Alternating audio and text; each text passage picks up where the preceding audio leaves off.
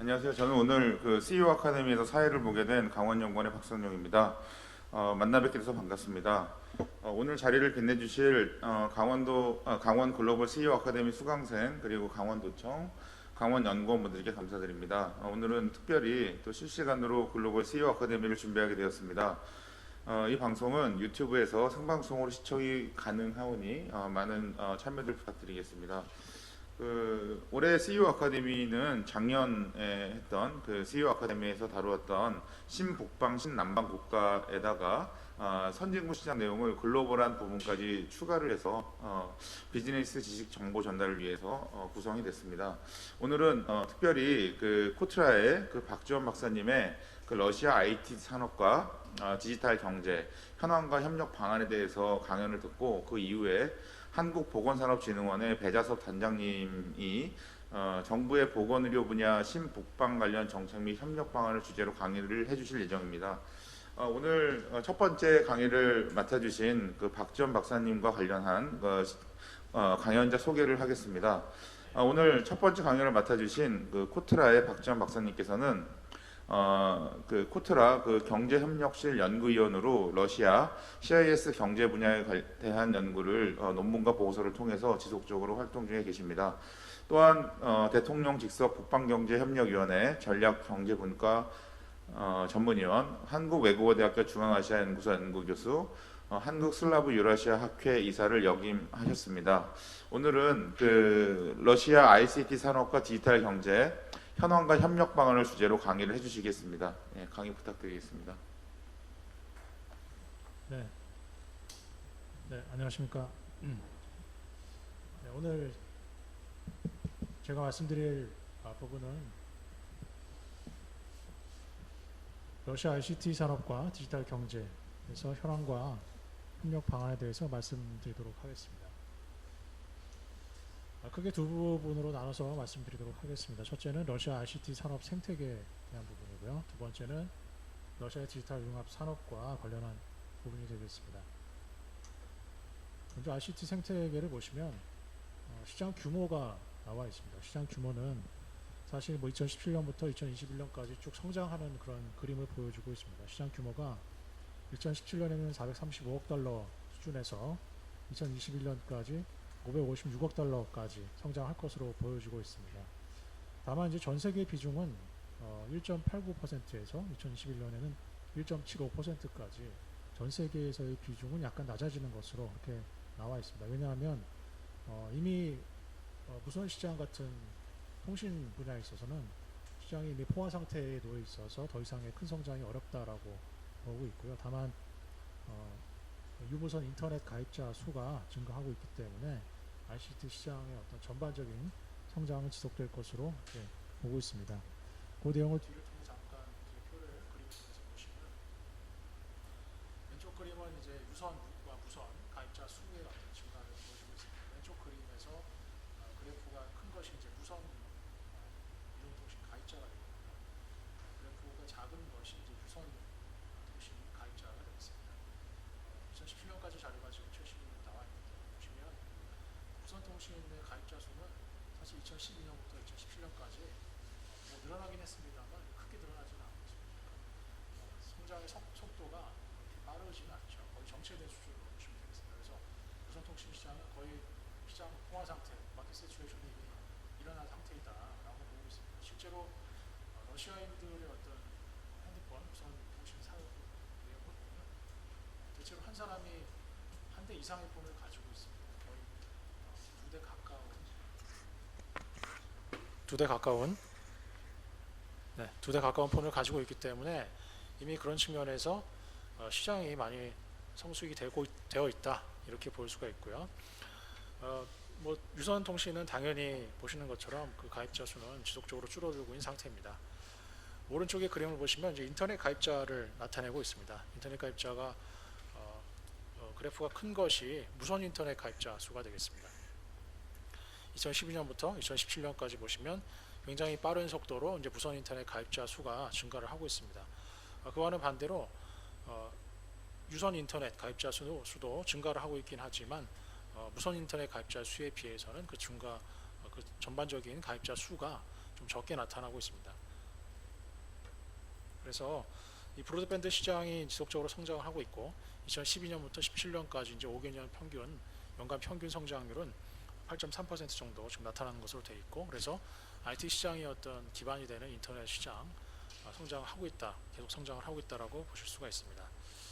사실 이 IT 생태계를 구축하는 데 있어서 정부가 굉장히 큰 역할을 하고 있습니다.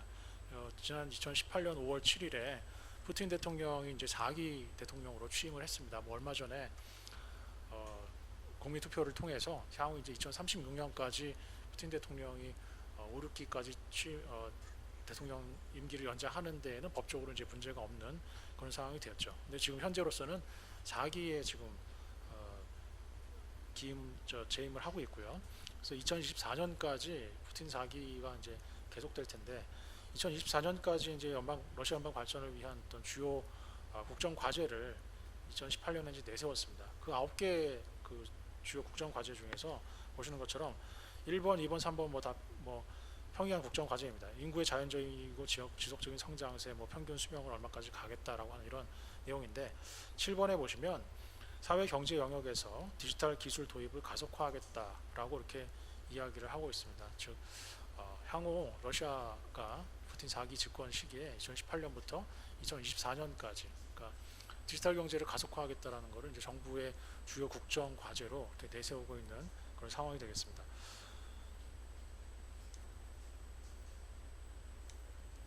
네, 그 주요 국정 과제, 9대 주요 국정 과제를 실현하기 위해서 이제 13대 우선 사업 분야를 이제 설정을 했습니다. 그 내용을 보시면 13개 내용을 보시면 뭐 인구 보건, 교육, 주택 및 도시 환경, 자연 환경 쭉 나와 있고 디지털 경제가 이제 다시 한 축으로 이제 자리를 하고 있습니다.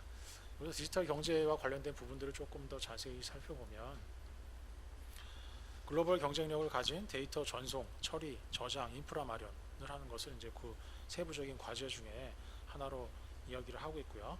디지털 경제를 위한 고급 인력을 양성을 하겠다. 그리고 데이터 전송, 처리, 그리고 저장 등 정보 보안 시스템을 구축하겠다라는 것. 그리고 보건이나 교육, 산업, 농업, 건설 등 경제 사회의 우선적인 영역에서 디지털 기술을 도입하겠다라고 하는 내용들이 포함이 되어 있습니다. 그래서 산업화와 혁신 경제를 결합해서 디지털 경제화를 함으로써 경제 효율성을 강화하겠다. 그리고 러시아 경제가 뭐 최근에 코로나19 사태 이전까지만 하더라도 보면 성장의 속도가 이제 굉장히 늦어졌습니다. 그러니까 2015년, 14, 15년 서방의 어떤 대러 제재 이후에 그리고 국제유가 하락 이후에 성장이 거의 1%대, 뭐 2%대, 2015, 16년도에는 마이너스 성장을 했었고요. 그러니까 성장 자체가 사실은 신흥국임에도 불구하고 자원 의존도적인 구조가 워낙 고착화되어 있다 보니까 성장이 더디게 일어나고 있고 저성장이 계속되고 있는 상황에서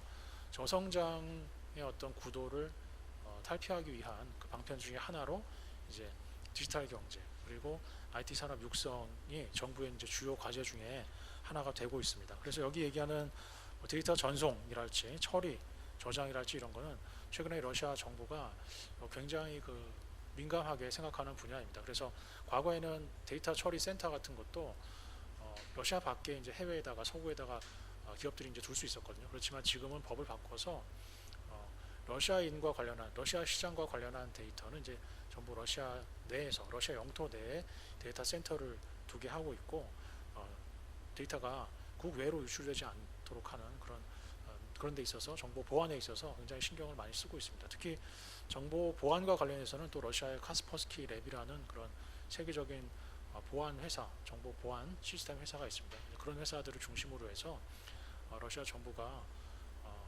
정보 보안 그리고 데이터 처리하는 쪽에 굉장히 역점을 두고 있다 이렇게 볼 수가 있습니다.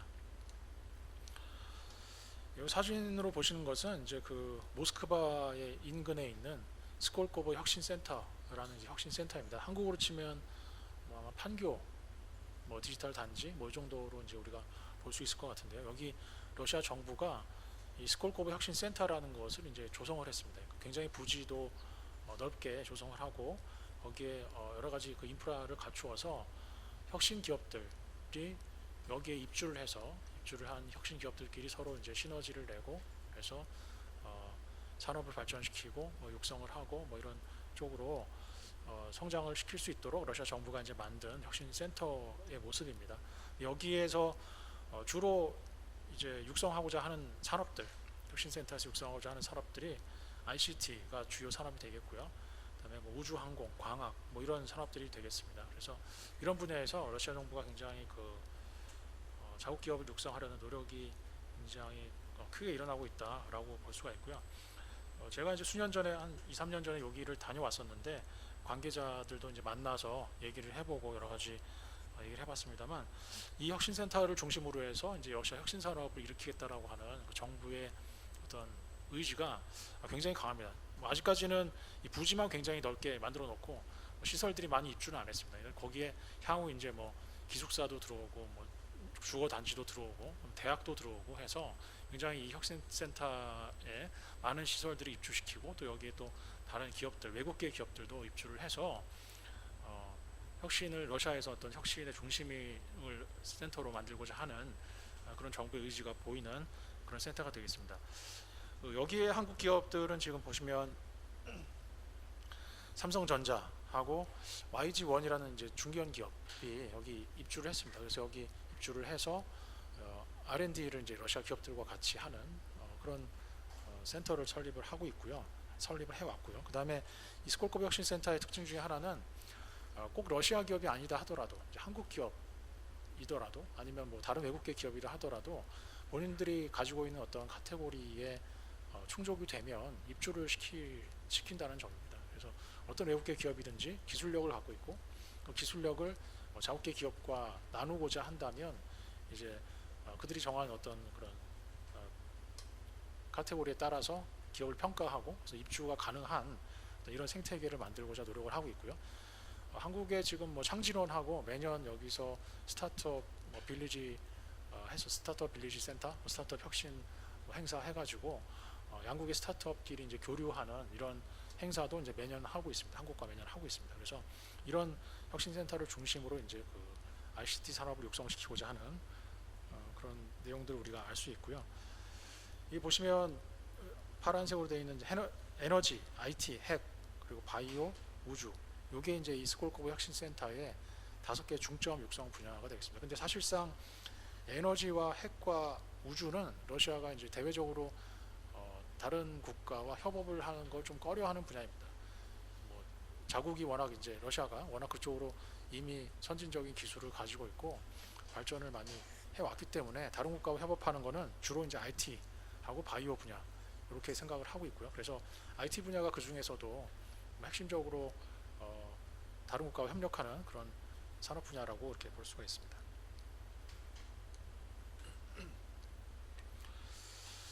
이 표는 이제 러시아의 어떤 혁신 역량을 평가를 해본 겁니다. 2010년부터 2010년과 2018년을 평가를 해봤는데 왜 2010년과 2018년이냐 하면 2010년도에 러시아가 이제 혁신 산업을 하겠다라고 대외적으로 사실은 공표를 한 해가 2010년도입니다. 그러니까 지금으로부터 한 벌써 20년 정도가 이제 지났죠.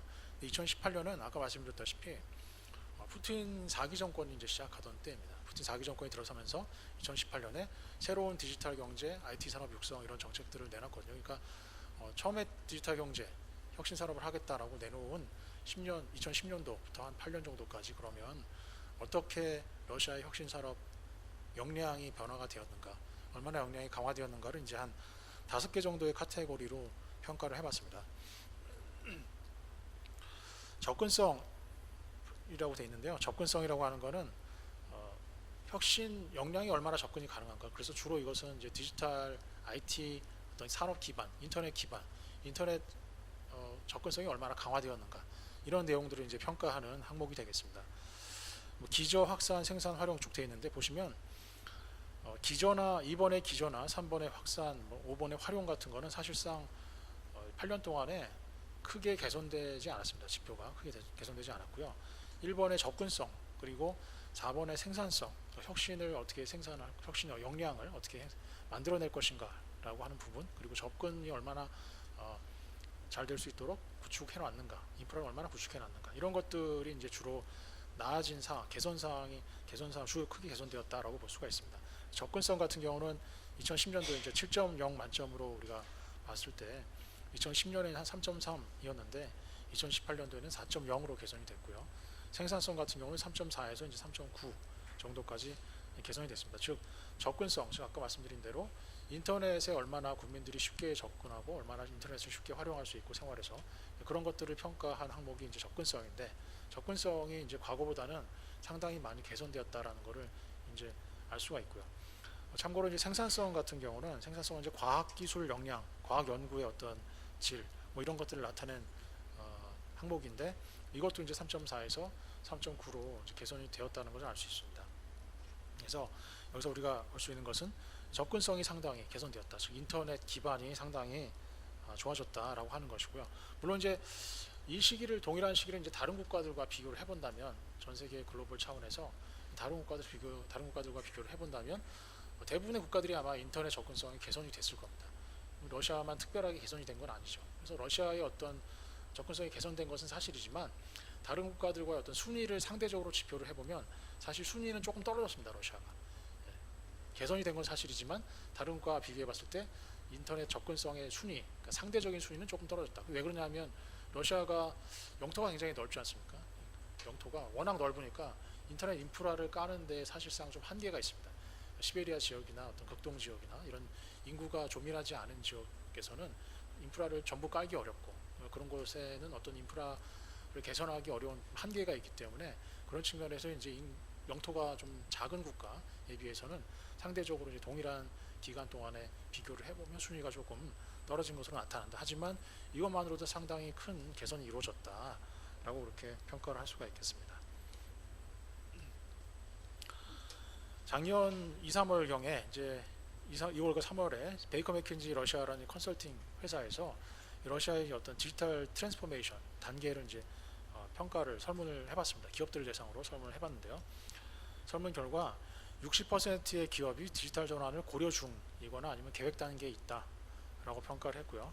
28%의 기업은 이제 일정 부분 디지털 전환을 해오고 있다, 시행 중이다 라고 이제 이렇게 얘기를 하고 있고요. 12%의 기업은 자기네들이 이제 이미 시장을 선도하고 있다라고 이제 평가를 하고 있습니다. 즉 전반적으로 80%의 기업이 뭐 디지털 전환을 굉장히 그 기업의 향후 어떤 사업을 하는 데 있어서 중요한 과제로 인식을 하고 있고요. 또 어떤 분야가 그러면 디지털 전환에서 좀 중요한 것으로 이제 평가를 하느냐라고 보면 클라우드 컴퓨팅, 소셜 미디어, 모바일 테크놀로지나 앱, 그리고 서류의 디지털 작업화 등을 중요한 디지털 전환 요인이다, 기업을 하는 데 있어서 그렇게 평가를 하고 있습니다. 그리고 72%의 기업들은 디지털 환경이 양호하다라고 이렇게 생각을 한다라는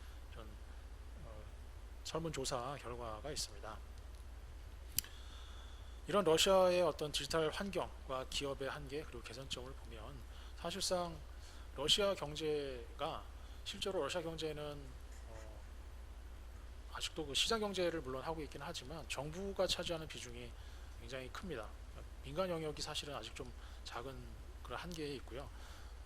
경제 어떤 전반에 있어서 정부가 개입하는 수준이나 정부가 개입하는 어떤 깊이나 영역이 굉장히 넓다 보니까 디지털 경제도 아까 말씀드렸다시피 정부에서 주도적으로 해서, 정부에서 주도적인 과제를 가지고 정부에서 정책 과제로 여기고 추진하는 경우가 굉장히 많다, 크다라고 하는 것이죠. 그래서 정부가 제도를 마련하고 그 제도에 따라서 재원을 지급하고 보조금을 지급하고 제도를 만들고 이런 육성을 하고 이런 것을 하는 것은 당연한 일이긴 하지만 지나치게 이제 정부의 어떤 간섭, 개입이 좀 크게 나타나는 경향이 있기 때문에 그런 부분에서 어떤 민간의 자율성을 해칠 영향이 좀 있다라는 측면이 조금 이제 우려되는 상황이 되겠고요. 그와는 반대로 이제 디지털 관련한 어떤 중소기업, 뭐 혁신 기업들 이런 부분들에 있어서의 발전이 서구의 어떤 서구 국가들에 비해서는 조금 미미한 그런 상황이다라고 되어 있습니다. 그래서 정부에서도 굉장히 신경을 많이 쓰는 게 중소기업 쪽에 있어서 IT 기업들을 발전시키는 것. 그래서 그 IT 기업들이 어떤 정부가 개입하지 못하는 분야, 정부가 관여할 수 없는 부분들, 이런 부분에 있어서 좀 혁신 생태계를 이루고 혁신의 어떤 기반을 만들어줄 수 있었으면 하는 것이 이제 그 정부의 바람이고, 그래서 아까 말씀드렸다시피 한국과 아니면 또 다른 뭐 이스라엘이나 뭐 이런 국가들과 계속 스타트업 빌리지, 뭐 스타트업 혁신 대회, 스타트업 콘테스트 이런 것들을 통해서 기업들 간의 혁신이 이루어질 수 있도록 민간 차원에서 이루어질 수 있도록 하는 그런 어떤 생태계를 조성하고자 하는 노력들을 꾸준히 하고 있습니다.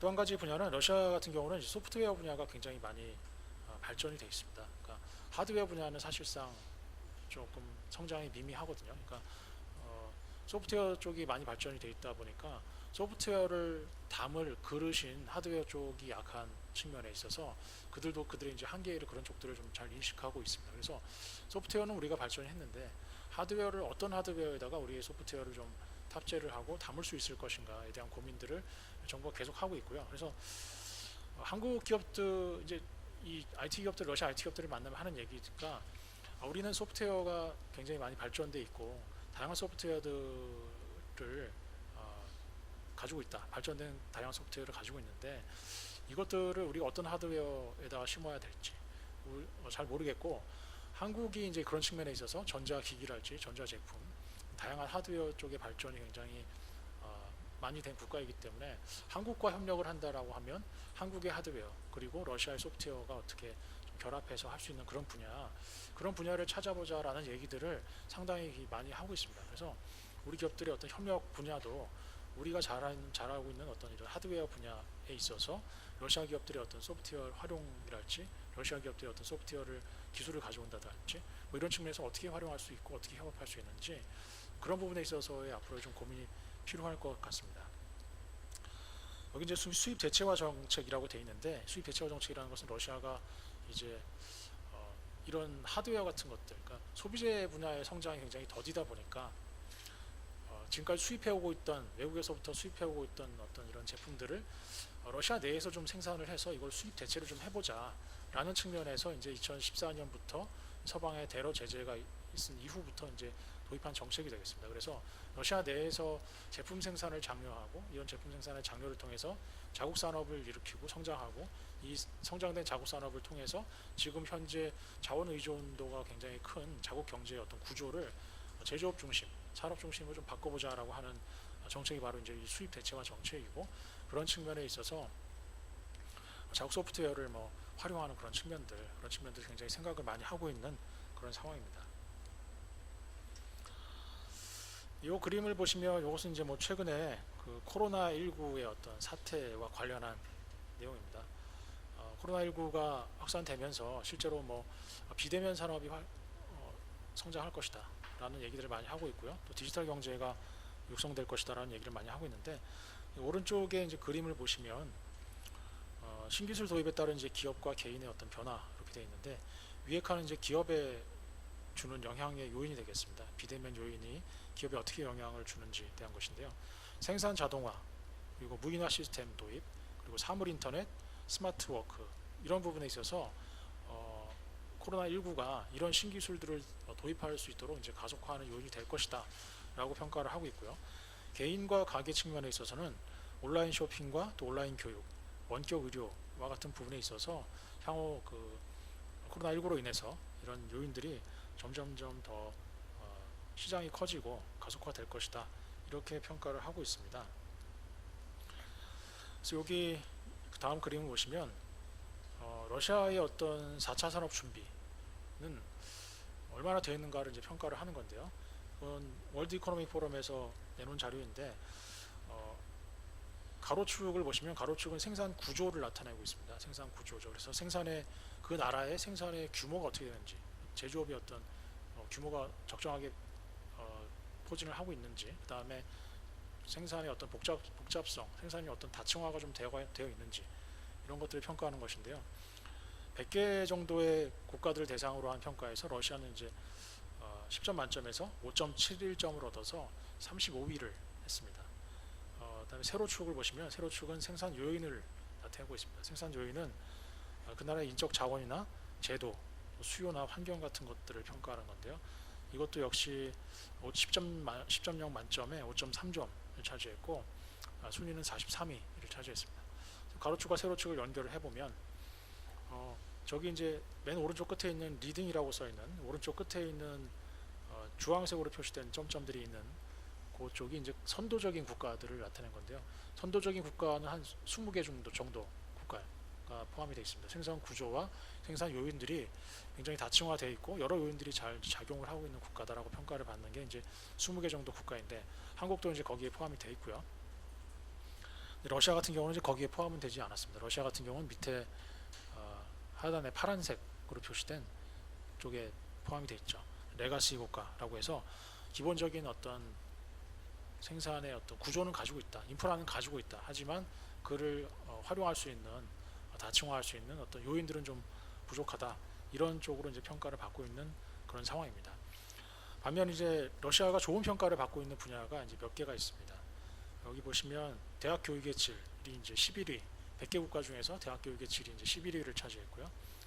아까 말씀드렸던 사이버 보안 측면이 상당히 러시아의 강점을 가지고 있는 그런 분야입니다. 사이버 보안도 11위 정도 되고 있고요. 지식 기반 노동자 비중이 한 13위 정도 발전이 됐습니다. 그래서 이런 부분들은 이제 러시아가 굉장히 좀 강점을 가진 분야다라고 평가를 받고 있는 그런 상황이 되겠습니다. 그래서 러시아 기업의 어떤 신기술 수요를 보시면 이제 여기 그림에서 초록색, 맨 왼쪽에 초록색으로 표시되는 부분이 러시아 기업들이 이미 신기술 중에서 이미 적용하고 있는 분야가 되겠습니다. 그리고 가운데 있는 연두색 칼럼으로 된 부분이 적용할 예정인 분야인 것이고요. 오른쪽에 있는 회색으로 된 것은 이제 앞으로 적용할 계획이 없다라고 응답한 것입니다. 이것은 러시아 기업들을 대상으로 이제 설문조사를 한 것인데요. 러시아 기업들이 어떤 신기술 수요를 갖고 있는지를 이제 설문조사한 것입니다. 이미 적용하고 있다라고 대답한 부분이 보시면 전자 문서 관리 이런 분야가 이미 56%의 기업들이 이미 적용을 하고 있는 그런 상황입니다. 이걸 전자문서 관리를 사실은 그러면 신기술로 볼 것이냐라고 하는 것은 여지가 좀 의문의 여지가 논란의 여지가 좀 있긴 합니다만 전자 기술과 그러니까 문서를 전자로 관리하고 있다라는 측면에서는 이미 많은 기업들이 도입하고 있다라고 나오고 있고요. 두 번째 이제 CRM이나 SAP 같은 좀 전자 시스템, 회계 시스템 이런 것들을 도입하고 있는 기업들도 42% 정도로 나타났습니다. 그리고 공유 서비스 시스템을 도입하고 있는 기업도 35%의 기업들이 이런 것들이 이미 적용하고 있다라고 이렇게 나타났고요. 그러면 앞으로 도입할 예정일 신기술은 무엇이냐라고 보면 빨간색으로 이제 네모가 표시된 부분이죠. 가운데 쪽에요. 여기 보시면 어떤 일정 비즈니스 프로세스에 있어서의 어떤 전 과정 자동화 시스템 그리고 비즈니스 프로세스 전반에 있어서의 전자동화 시스템 그리고 에너지 세이빙 기술, 에너지를 축적하고 좀 아낄 수 있는 그런 기술을 말하는 거죠. 이런 것들을 도입하겠다라는 기업들이 52% 각각 52%, 55% 그리고 52% 이렇게 나타났습니다. 그러니까 러시아 기업들이 앞으로 도입을 할 예정인 가장 관심 있는 신기술 분야는 무인 자동화 시스템인 것입니다. 그러니까 사람이 대부분 다 사람이 작업장에서 라인에서 작업을 한다라고 하면 앞으로 도입 관심이 있는 것은 사람이 라인에서 조립하는 것이 아니라 기계를 통한 어떤 자동화를 통한 시스템 도입에 굉장히 큰 관심이 있다는 것이죠. 이게 코로나19로 인해서 더 기업들이 관심을 갖게 되는 그런 분야가 되는 것이고요. 그러면 이제 기업들이 관심을 갖지 않은 분야, 도입에 관심이 없는 분야는 애자일 PMO 그리고 블록체인 기술, 그 다음에 대체 에너지 기술 이런 것들은 각각 50%, 56%, 그다음 57%의 기업들이 이런 기술들은 이제 도입할 계획이 없다라고 대답을 했고요. 또 최근 한국에서 많이 얘기가 되고 있는 AR이나 VR 같은 이런 분야도 61%의 기업이 이제 도입에 관심이 없다라고 얘기를 하고 있습니다. 그러니까 우리가 생각하고 있는 IT 분야, ICT 분야에 있어서의 어떤 협력이 유망한 분야와 러시아 기업들이 생각하는 협력의 유망 분야는 조금 이제 관점에 따라서 차이가 좀 있을 수 있다라고 하는 것이죠. 우리 같은 경우는 이제 AR이나 VR 같은 것들이 소비재 분야에 있어서 굉장히 협력 가능성이 높고 성장이 가능성이 크다라고 생각을 하고 있지만 실제로 러시아 기업들한테 가장 필요한 어떤 신기술, IT를 활용한 신기술 분야는 전자동화 시스템, 공장의 자동화 시스템 도입 이런 측면에 이제 관심이 더 있다 이렇게 볼 수가 있겠습니다. 내용이고요. 다음은 이제 두 번째로 러시아의 디지털 융합 산업 분야를 보도록 하겠습니다. 보시는 것은 그 얀덱스라는 이제 러시아의 기업입니다. 홈페이지이고요. 서치 엔진을 가지고 있는 기업인데, 얀덱스는 한국의 뭐 카카오나 뭐 네이버 뭐 그 정도로 보시면 되겠습니다. 그러니까 러시아 최대의 IT 기업 중에 하나이고요. 그래서 굉장히 다양한 디지털 기반으로 굉장히 다양한 서비스를 제공하고 있는 그 러시아 기업인데, 아까 말씀드렸다시피 이제 러시아는 굉장히 그 공공 부분, 그다음에 정부의 영역이 굉장히 그 강한 그런 특징을 가지고 있는데, 얀덱스는 공기업은 아닙니다. 얀덱스는 민간 기업이고요. 얀덱스가 민간 기업이라고 말씀을 드리면, 어떻게 얀덱스 같이 이렇게 큰 혁신 기업이 러시아에서 나올 수가 있는지, 러시아 같이 이렇게 약간 경직되고 사회 분위기가 경직되고 어떤 혁신이 나올 것 같지 않은 이런 분위기에서 얀덱스 같은 회사가 어떻게 나올 수가 있는지를 이제 굉장히 궁금해하시고 의문을 가지시는 분들이 굉장히 많습니다.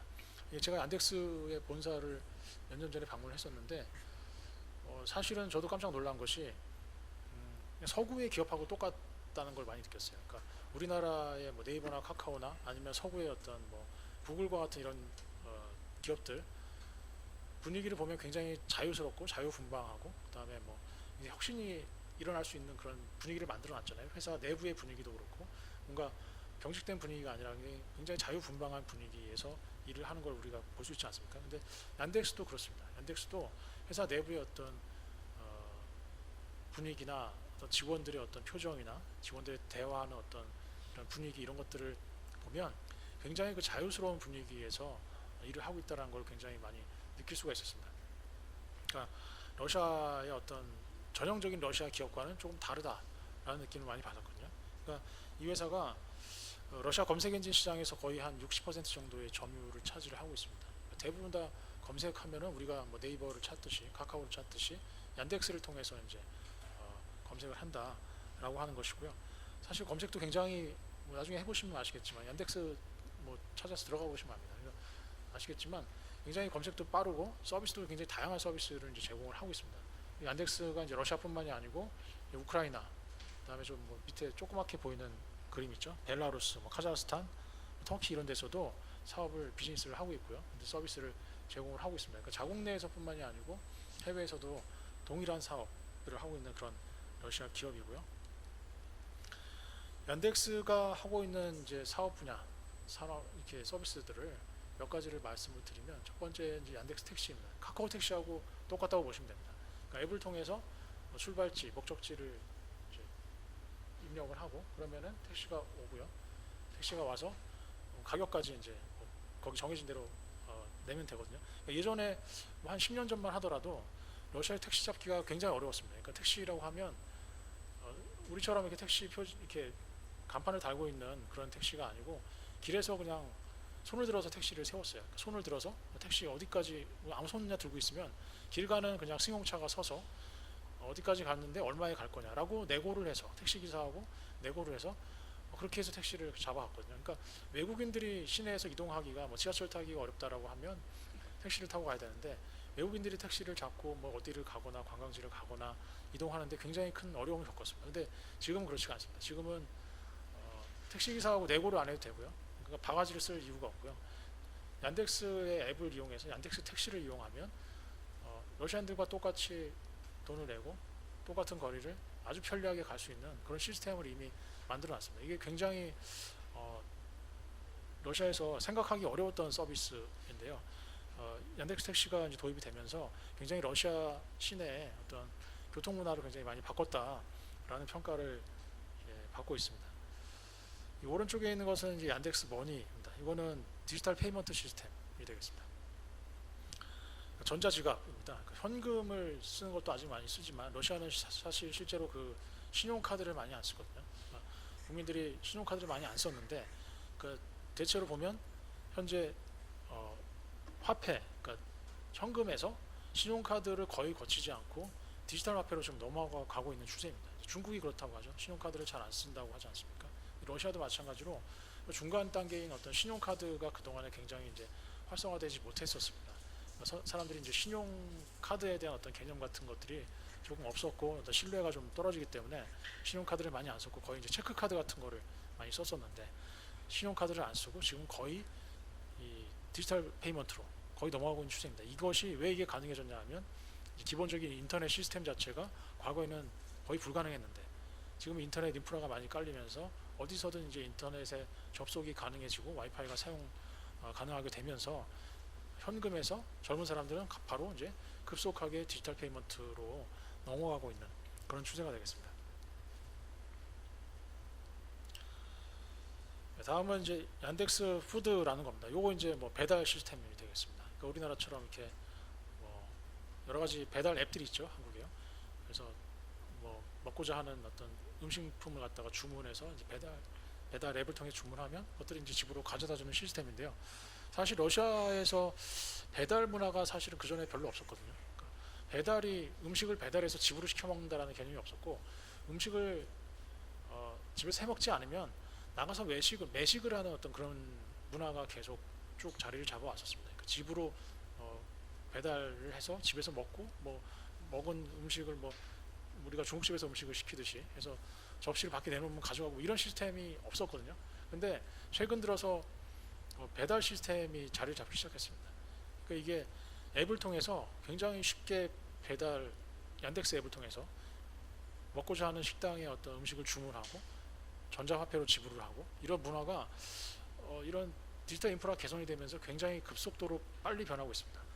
얀덱스 푸드 같이 이렇게 노란색 가방 메고 다니는 사람도 있고요. 뭐 다른 여러 가지 배달 앱들이 많이 생기면서 뭐 초록색 가방, 뭐 파란색 가방 메고 다니는 사람 굉장히 많습니다. 이런 게 러시아의 전반적인 어떤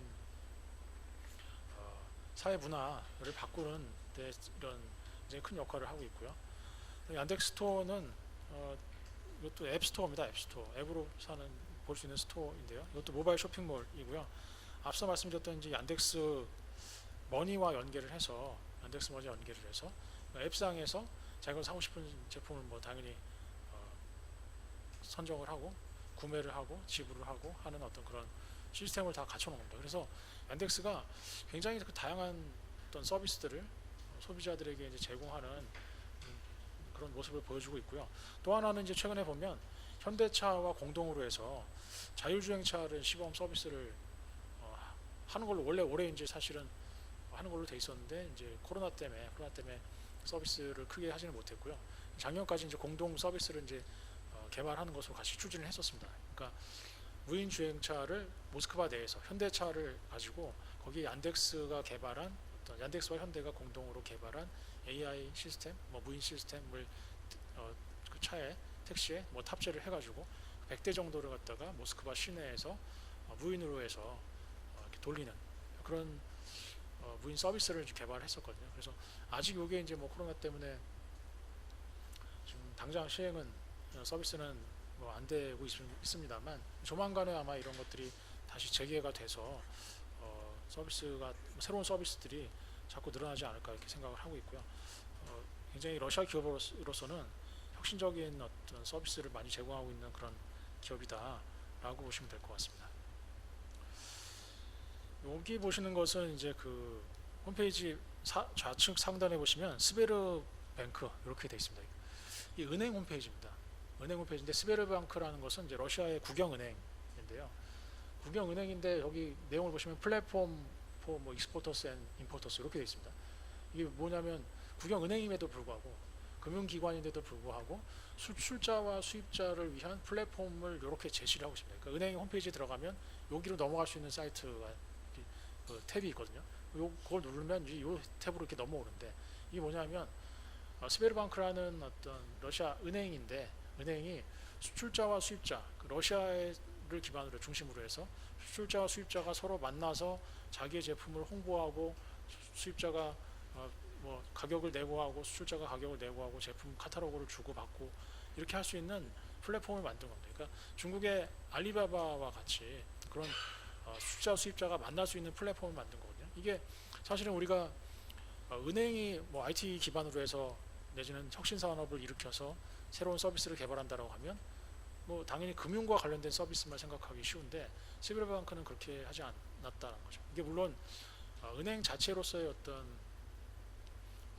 스스로의 계획에 의해서 한 거냐라고 하면 또 이제 약간 의문의 여진이 있습니다. 왜냐하면 스베르방크가 이제 국영은행이기 때문에 러시아 정부의 어떤 입김에 의해서 움직이는 거기 때문에 반드시 이제 그 은행의 어떤 비즈니스 목표에 의해서만 기업이 운영된다라고 보기는 좀 어려운 측면이 있긴 합니다만, 이 어떤 이렇게 출자 수입자를 위한 플랫폼을 만든 것은 보시면 이 기반을 통해서, 이 온라인 기반을 통해서 지금 173개 국가하고 27,000여 개 기업들이 여기 지금 등록이 된, 파트너사로 등록이 되어 있는 겁니다. 그러니까 전 세계 러시아를 포함한 모든 국가들의 기업들이 이 플랫폼에 들어와서 내가 러시아에 아니면 다른 나라에 뭔가 수출하고 싶다라고 하면 플랫폼에 들어가서 제품을 올려놓고 제품에 대한 특장점을 설명을 해놓고 가격을 올려놓고, 그러면 물건을 사고자 하는 사람들, 수입하고자 하는 사람들이 이 플랫폼에 들어와서 물건을 살펴보고 내가 이걸 수입하면 좋을지, 이 사람하고 뭐 내고를 하면 어떻게 하면 좋을지, 뭐 이런 것들을 이 플랫폼 상에서 다 할 수 있도록 이렇게 만들어 놓은 겁니다. 그래서 이 플랫폼을 통해서 러시아의 어떤 수출입, 러시아의 CIS 내에서는 뿐만이 아니고 전 세계적인 글로벌한 차원에서 러시아의 어떤 수출입을 활성화하고 플랫폼을 은행 기반의 스베르방크 기반의 자국 기반의 어떤 이런 플랫폼을 좀 확산시키겠다라고 하는 어떤 그런 의지를 어떤 보여주는 플랫폼이라고 볼 수가 있고요. 그래서 이렇게 새로운 산업 분야를 이제 자꾸 만들어 나간다라고 하는 것이죠.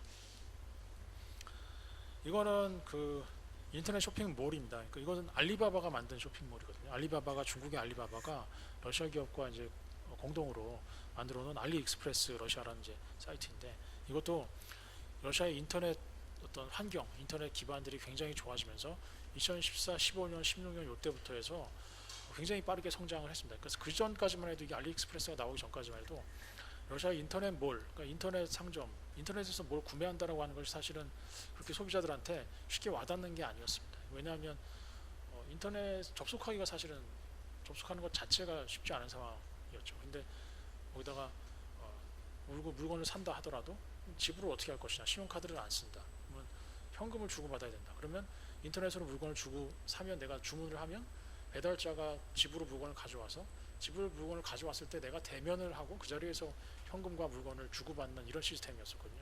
근데 이제 인터넷이 굉장히 발전이 되고 인프라가 굉장히 좋아지면서 이런 인터넷 몰을 통해서 쉽게 제품을 주고 사고 팔고, 그리고 인터넷 디지털 페이먼트가 발전하면서 이런 것들이 같이 함께 맞물리면서 상승작용을 일으키게 되면서 이 알리익스프레스라는 이 인터넷 몰이 러시아에서 굉장히 그 히트를 치게 됩니다. 보시면 대체로 다 이제 중국산 제품들이 많아요. 옷이나 신발이나 이런 소모품들, 소재 이런 것들 굉장히 저가의 제품들을 많이 파는데, 이런 것들이 이제 러시아 당시에 이제 경기 침체와 맞물리면서 이제 소비자들의 수요가 크게 늘게 되고 인터넷 기반도 좋아지면서 이런 인터넷 쇼핑몰이 굉장히 크게 성장을 하게 됩니다. 이거는 이제 그 르로이 멀린이라는 프랑스계 DIY 상점입니다. 이제 가정용품들을 이제 집으로 가져와서 집에서 조립해서 이제 물건을, 가정용품들을 파는 그런 제품들을 파는 상점인데요. 러시아 내에 한 100개 정도의 상점이 있고 3만 명 정도를 고용하고 있는 굉장히 큰 상점인데, 이게 사실은 대부분 다 이제 지금까지는 오프라인 중심으로 해서 오프라인 중심의 매장을 운영을 해왔습니다. 근데 이 프랑스 회사가 보니까 러시아의 인터넷 기반이 이제 굉장히 발전하고 있다라는 것을 파악을 하고, 오프라인에서는 물론 이제 아직도 제품을 팝니다만 오프라인에서는 대체로 제품을 고객들이 이제 체험할 수 있는 공간 위주로 꾸며놓고요. 고객들은 여기 와서 이제 체험을 위주로, 고객 뭐 제품을 만져보고 한번 조립을 해보고 이런 식으로 운영을 하고 있고, 대체로 이제 제품들은 향후 어떤 식으로 운영을 하냐면, 제품은 온라인상에서 이제 구매를 할 수 있도록 하는 그런 식으로 이제 어떤 기업의 전략 자체를 바꿔 나가고 있는 그런 추세가 되겠습니다. 도미노 피자인데요. 우리는 이제 피자, 아까 말씀드렸다시피 배달 문화가 굉장히 발전이 돼 있어가지고 피자도 당연히 시켜 먹는 거로 생각을 하는데, 러시아 사람들은 그렇게 생각하지 않았었습니다. 그러니까 피자도 나가서 외식을 해서 매장에 가서 먹는 걸로 이제 생각을 많이 했었는데, 이게 이제 점점점 배달 문화가 생기면서 바뀌고 있다는 것이죠. 그래서 인터넷을 통해서 앱을 통해서 피자를 시키고, 보시면 이제 그 굉장히 그 간단한 추적 시스템을 가지고 있습니다. 고객이 주문한 피자의 배달 경로를 이제 파악할 수 있도록 하고 있습니다. 내가 피자를 주문하면 지금 이게 어디까지 오고 있는지, 나한테 오는데 몇 분이 걸릴지를 앱을 통해서 이제 시스템을 만들어 놓고 그 앱을 통해서 이제 그 시간을 확인할 수 있도록 한다는 것이죠. 그래서 30분 이내에 도착하는 서비스, 이거는 뭐 많이 했었죠, 한국에서도요. 이런 서비스를 통해서 소비자들이 이제 만족할 수 있는 방안들을 계속 내놓고 있다라는 것이죠. 정시 도착률이 85%라고 하니까 굉장히 뭐 잘 운영이 되고 있는 뭐 그런 상황인 것 같습니다. 이건 러시아 기업인데요. 러시아의 뭐 혁신 기업, 조그만 기업입니다. 가정 청소 서비스를 제공하는, 가정용 청소 서비스를 제공하는 클린이라는 기업인데요. 2014년도에 처음으로 이제 설립이 되었고요. 사실상 이런 서비스가 러시아에서 될 거라고 생각한 사람이 없었거든요. 러시아에서 청소를 한다, 내가 집을 청소해야 된다 라고 하면 뭐 내가 청소를 하는 거지, 이거를 사람을 불러서, 누군가를 불러서 시간을 사서 그 사람한테 돈을 주고 청소를 시킨다라고 하는 그런 것 자체가 사실은 조금 문화적으로 러시아에 그렇게 와닿는 문화는 아니었었거든요. 근데 이 기업은 어떤 서비스를 만들었냐면, 내가 몇 평짜리 집에, 어느 도시에 몇 평짜리 집에 사는데 얼마 정도의 돈을 가지고 몇 시간 정도 청소를 할 사람이 필요하다, 집을 청소하고 뭐 이렇게 해줄 사람이 필요하다, 이거를 인터넷상에 딱 쳐 넣으면 그에 맞는 사람들은 이제 서비스를 딱 제공을 해줍니다. 이 사람이 청소를 잘한다, 이 사람이 청소를 잘한다, 몇 가지 대안을 딱 제시를 해줍니다. 그러면 그 중에서 나한테 맞는, 맞을 것 같은 청소하는 분을 골라서 선택을 하면 그에 따라서 이제 돈을 지불만 하면 되는 것이거든요. 근데 이런 서비스가 굉장히 러시아에서 먹히고 있다는 거죠. 이게 가능한 게 이걸 인터넷으로도 가능하지만 이제 모바일로도 앱을 통해서도 가능하고요. 전화를 통해서, 그러니까 이런 거에 익숙하지 않은 사람들은 전화를 통해서도 가능하고요. 이런 서비스를 내놓고 있다는 것이죠. 이런 혁신적인 모바일을 이용한 혁신적인 서비스를 제공을 하고 있고요. 그래서 러시아의 온라인 시장 규모를 지금 왼쪽에 표를 보시면 보실 수가 있는데요. 온라인 시장 규모가 보시면 아시겠지만 2005년부터 지금 2024년까지 쭉 예측치로 지금 이렇게 쭉 나와 있습니다. 보시면 19년부터 이제 24년까지는 예측치인데 전년 대비 한 연평균 25%씩 성장을 하는 것으로 되어 있습니다. 그래서 2024년까지, 2019년에는 1조 7천억 루블 정도 됐지만 2024년까지는 3조 8천억 루블 정도 달하는 것으로 해서 인터넷 시장이 이제 굉장히 빠르게 성장할 것이다 라고 하는 데는 이제 의문의 여지가 없고요. 그 인터넷 시장 중에서도 아까 맨 처음에 보셨지만 유선 인터넷보다는 무선 인터넷, 모바일 인터넷의 비중이 훨씬 더 클 것이다 라고 하는 것이죠. 그러니까 사람들이 맨 처음에 장에서 보셨던 생각해 보시면 핸드폰을 굉장히 많이 가지고 있다고 했어요. 핸드폰 보급률이, 휴대폰 보급률이 인당 한 1.6대 내지는 7대 정도 되거든요. 그러니까 대부분 사람들이 보면 한 2대씩은 핸드폰을 가지고 있다는 거예요. 우리는 대체로 이제 핸드폰을 한 대씩만 가지고 있지 않습니까? 근데 이 사람들은 핸드폰을 2대씩 가지고 있어요. 이게 왜냐하면 하나는 뭐 공적인 전화 따로 받고, 하나는 사적인 전화 따로 받고, 2개씩 가지고 있습니다. 핸드폰을 이렇게 많이 쓰다 보니까 휴대폰으로 뭔가를 하는데 굉장히 익숙하고요. 이러다가 인터넷 기반이 좋아지고 와이파이 환경이 개선되고 모바일 환경이 개선되다 보니까 휴대폰으로 뭐 물건을 사고 휴대폰으로 뭐 서비스를 이용하는데 전혀 거리낌이 없고 오히려 그런 쪽을 더 빨리 받아들이는 그런 추세로 지금 가고 있다라고 보면 되시겠습니다. 그래서 집에다가 인터넷 까는 게 사실 비용 되게 많이 듭니다. 러시아에서 집에다가 인터넷 망 깔고 하는데 시간도 많이 들고 비용이 많이 드는데, 집에다 까는 것보다는 오히려 모바일로 하는 것을 훨씬 익숙하게 생각하고 모바일을 통한 어떤 서비스가 향후 크게 늘어날 것으로 이렇게 보고 있는 측면이 높습니다.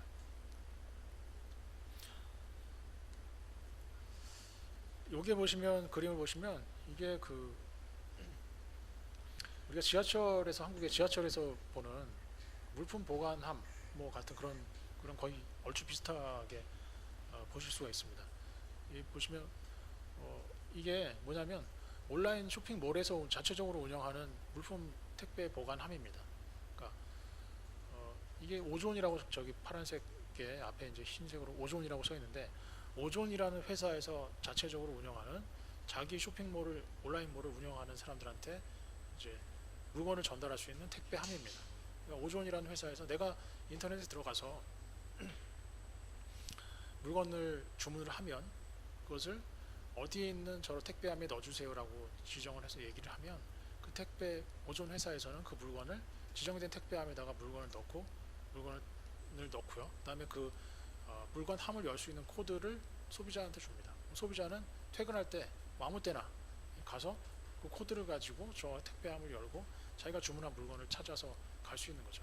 그러니까 이게 아직은 뭐 한국에서는 이런 시스템이 뭐 잘 없긴 합니다만, 물론 이제 한국에서도 무슨 보면은 최근에 빌라나 아파트 단지 1층에 이런 택배함 같은 것들을 가져놨죠. 거의 유사한 서비스라고 생각하시면 됩니다. 러시아에 이 서비스가 되는 이유가 러시아가 워낙 땅덩이가 넓고요. 땅덩이가 넓고 집에까지 뭘 갖다 주고 하기보다는 사람들이 밀집된 지역에다가 저런 것들을 집중적으로, 저런 택배함을 집중적으로 설치해 놓고 퇴근할 때, 주로 이제 퇴근할 때가 되겠죠. 퇴근할 때 들러서 편한 시간에 들러서 물건을 찾아갈 수 있도록 하는 뭐 이런 굉장히 그 나름대로 합리적인 서비스를 만들어 놓은 거죠. 그래서 이 오존이라는 회사는 이런 택배 포인트, 택배 픽업 포인트라고 하는 이런 포인트를 현재 5,500개 정도를 지금 러시아 내에다가 전역에다가 구축을 해놓고 있고요. 향후 2,000개 정도를 이제 추가로 지정할 예정으로 있습니다. 또 와일드베리즈라고 하는 쇼핑몰도 있는데요. 그 쇼핑몰에서도 2019년도 중반까지 4,700개 정도 이런 픽업 포인트를 가지고 있다라고 합니다. 그러니까 이런 소비자들이 굉장히 불편하게 생각하는 거. 그 전에 온라인으로 제품을 주문하면 내가 반드시 집에서 택배를 받아야 된다. 근데 한국 같은 경우는 이제 문 앞에다가 택배를 시키면 집에 사람이 없으면 문 앞에다가 그냥 놓고 가잖아요.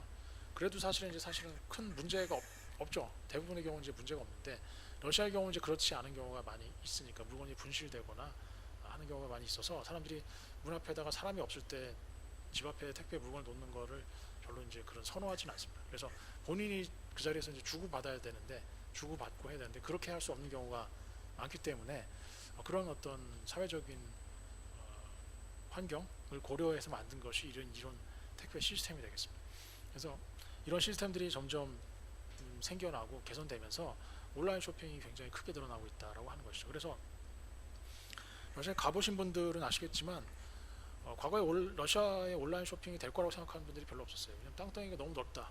땅이 너무 넓고 택배 문화가 발전이 안 돼 있고, 그래서 이게 러시아에 과연 온라인 쇼핑이 얼마나 발전이 될 것인가 좀 그 회의적인 시각을 가지신 분들이 굉장히 많았거든요. 근데 최근에는 그런 시각들이 지금 많이 바뀌고 있습니다. 그렇죠? 그러면서 오히려 오프라인이 지금 과연 어떻게 살아남을 수 있을까, 러시아에서 그런 부분들을 이제 고민을 많이 하고 있거든요. 왜냐하면 러시아에서는 오프라인을 중심으로 상점이 많이 발전이 돼 있고, 오프라인도 뭐 작은 쇼핑몰이 아니라 지역 단위의 굉장히 동단위의 엄청나게 큰 쇼핑몰들을 많이 지어놨습니다. 모스크바만 가보셔도 아실 거예요.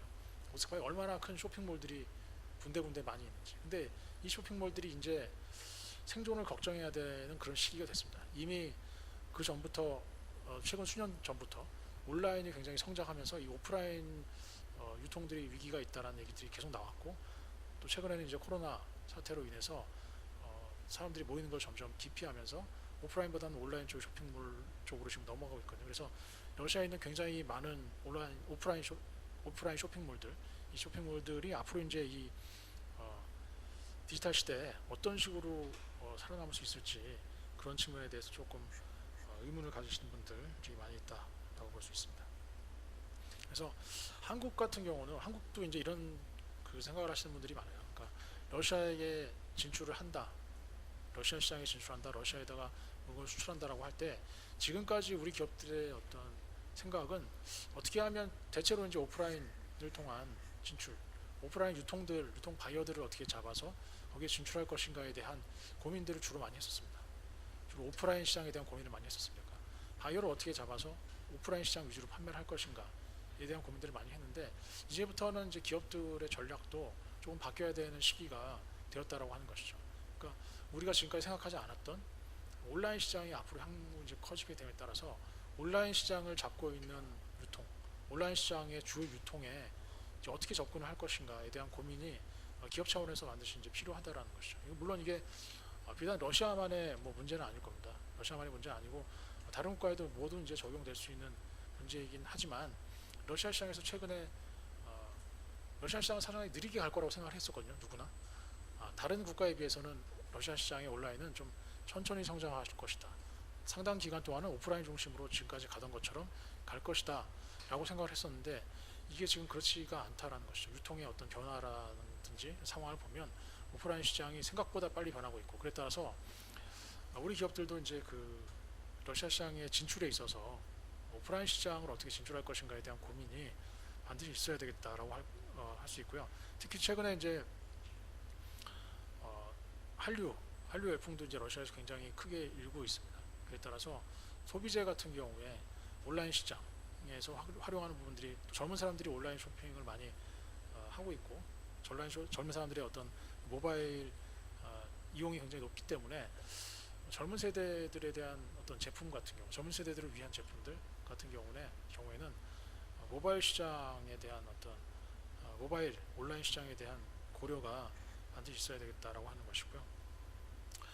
장기적으로는 뭐 아까 말씀드렸던 중국의 알리익스프레스, 중국의 알리바바가 러시아 기업과 이제 합작을 해서 세운 온라인 쇼핑몰이거든요. 이런 식으로 우리 기업들도 이제 현지의 기업들과 합작을 해서 내지는 한국 전용 쇼핑몰을 만든다든지 뭐 이런 방식의 현지 시장에 한국 기업을 알릴 수 있는 좀 어떤 특화된 전략들을 좀 생각해 보아야 될 때다라고 볼 수가 있습니다.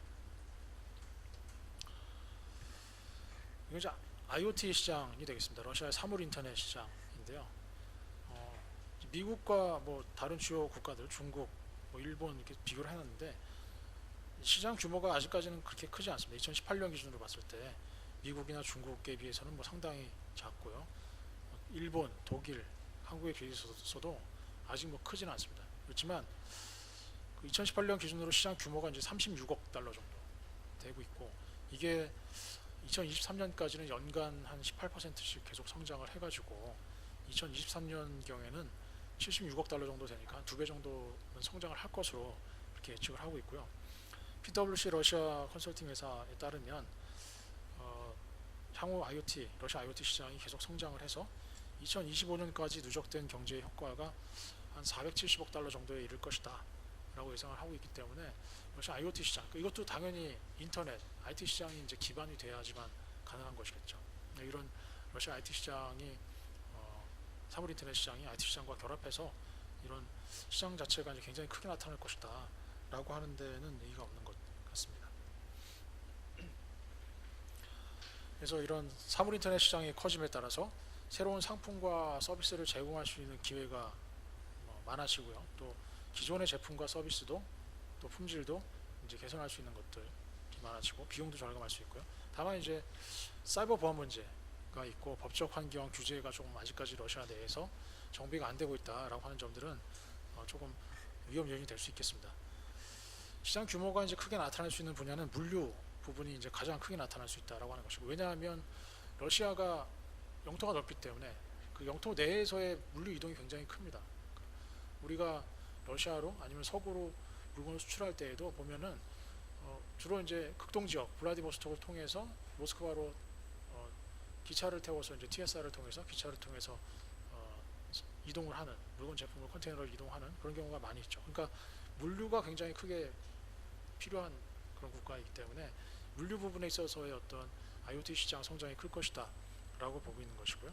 그다음에 전력, 그다음에 농업, 뭐 주거 환경, 스마트 홈과 관련한 이런 시장들도 러시아 내에서 향후 이제 크게 나타날 수 있다라고 볼 수 있습니다. IoT 기술 같은 경우는 민간 기업이 현재까지는 주도적으로 개발하고 있지만 스마트 시티나 공공시설 IoT, 보안시설 등은 정부 주도의 프로젝트를 통해서 PPP 방식으로 이루어지고 있는 것이 많다. 그러니까 스마트 시티 같은 것도 러시아가 스마트 시티 같은 것도 굉장히 관심을 가지고 육성하려고 하고 있기 때문에 그런 쪽으로 이제 어떤 시장 자체가 커질 것이다 라고 보고 있습니다. 마지막으로 말씀을 드리면, 기존에 이제 우리가 러시아 시장을 볼 때 대체로 시장 자체에 대한 어떤 관심도 적었지만 시장을 볼 때 대부분 우리 기업들이 그냥 우리 상품을 파는 시장으로만 생각을 많이 했습니다. 어떻게 하면 러시아 시장에다가 우리 물건을 많이 팔까? 완제품, 위주로 많이 팔까라는 생각을 많이 했었는데 이제 시장의 어떤 러시아 시장도 변하고 있다는 것이죠. 과거처럼 단순한 완제품을 갖다가 자국 내로 들여와서 러시아로 들여와서 이거를 자국 시장에 파는 거를 러시아인들이 좋아하지 않습니다. 예. 그런 자국 시장 역할을 하는 것은 자국이 더 이상 이게 한국의 뭐 다른 국가에 시장 역할을 하는 것을 원하지 않습니다. 러시아는 다른 방식으로 이제 협력을 하고 싶어 하거든요. 물건을 자국 시장에 갖다 팔더라도 과거처럼 그냥 완제품을 들여와서 완제품을 수입해서 파는 것이 아니고 반제품 내지는 부품을 가져와서 자국 내에서 생산해서 자국 기업과 협업을 해서 그렇게 해서 자국 내에서 만들어서 자국에 팔아라, 아니면 자국에 팔거나 아니면 또 다른 시장에 수출하거나 이런 식의 어떤 협업을 요구를 하고 있거든요. 시장 자체가 지금 변하고 있는 것이죠. 그래서 기존에 우리가 러시아 시장이라고 생각했던 완제품 시장에 대한 접근성, 어떻게 하면 물건을 많이 팔 것인가에 대한 어떤 이런 데서 조금 벗어날 필요가 있다. 그래서 특히 IT 산업 쪽이 러시아가 이제 발전을 하면서 IT 쪽에 있어서 러시아 기업과 어떻게 협업을 할 것인가에 대한 고민을 해봐야 될 때가 아닌가라고 생각을 합니다. 제가 러시아 IT 기업들을 굉장히 많이 만나봤거든요. IT 기업들, 소프트웨어 만드는 기업들, 하드웨어 만드는 기업들을 많이 만나봤는데 대부분의 기업들은 다 기본적으로 한국 기업들과 협업하는 데 관심이 많이 있습니다. 특히 자기네들이 부족한 하드웨어 쪽 협력을 한 부분에 있어서 소프트웨어 쪽은 사실은 제가 협력 의지가 크다라고 말씀 못 드리겠습니다.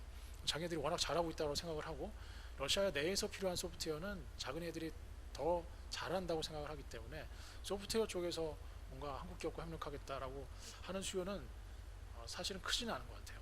그렇지만 자기네들의 소프트웨어를 활용해서 한국의 어떤 하드웨어와 접합할 수 있는 부분, 그런 부분에 대한 수요는 굉장히 크거든요. 그런 부분들에 있어서 우리 기업들과 이제 협업할 수 있는 부분들이 많이 있다라고 보여지고요. 그래서 러시아를 우리가 아직은 뭐 여러 기업들이 생각하시기에 IT 쪽에 있어서 협력해야 될 대상이다라고 보시는 거는 조금 그런 우선순위에서 러시아는 조금 떨어지는 것이 사실인 것 같습니다. 지금까지 우리 기업들의 시각을 보면. 그렇지만 우리가 잘 모르지만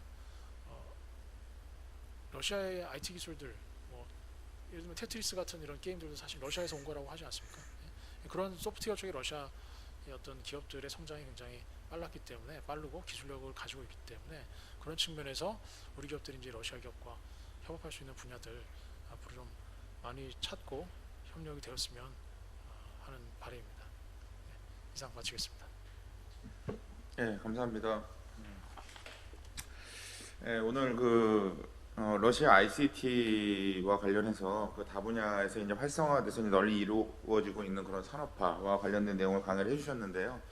저도 이제 오늘이 이제 이 우리 회의실에서 CEO 아카데미를 하는 마지막 날인데 굉장히 많은 걸 배우는 것 같아요. 그래서 이게 4차 산업혁명이 사실 이제 코로나의 팬데믹만큼 전 세계적으로 널리 확산되고 있고 이런 부분들을 몸소 좀 배울 수 있는 기회가 돼서 굉장히 좀 좋은 시간이었다고 생각을 하고요. 그래서 오늘 강의를 위해서 시간을 내주신 박지원 박사님께 다시 한번 감사를 드립니다. 다음은 질의 시간을 갖도록 하겠습니다. 지난 시간과 마찬가지로 참석을 원하셨지만 코로나19 확산 관계로 인해서 참석 못하신 그런 기업 대표님들로부터 질의를 접수받아서 원내 연구진들의 전공 분야를 연계해서 몇 가지 질의를 드린 후에 이곳에 참여해주신 수강생분들의 질의를 받도록 하는 그런 시간을 갖겠습니다. 첫 번째 질의는 우리 양철 박사께서 질의를 해주시겠습니다. 박사님 강연 잘 들었습니다. 제가 드리고 싶은 질문은 러시아도 결국 사회주의를 가장한 전체주의 국가라고 좀 인식이 되는데 사실 이러한 국가 체제에서는 ICT 산업이 빅브라더 사회 구축에 활용될 수 있다는 우려가 좀 많이 나타나고 있습니다. 그래서 러시아 내부에서는 뭐 이러한 우려가 없는지, 그래서 예를 들어 중국 같은 경우는 뭐 CCTV나 안면인식 이러한 분야가 선제적으로 지금 발전을 하고 있거든요. 근데 러시아도 이러한 분야에서 발전을 하는 그런 노선이 나타나고 있는지 그런 것들 좀 이렇게 말씀해 주시면 감사드리겠습니다. 네, 말씀해 주셨다시피 러시아도 굉장히 사회 통제가 강한 국가입니다. 그래서 우리가 잘 알고 있듯이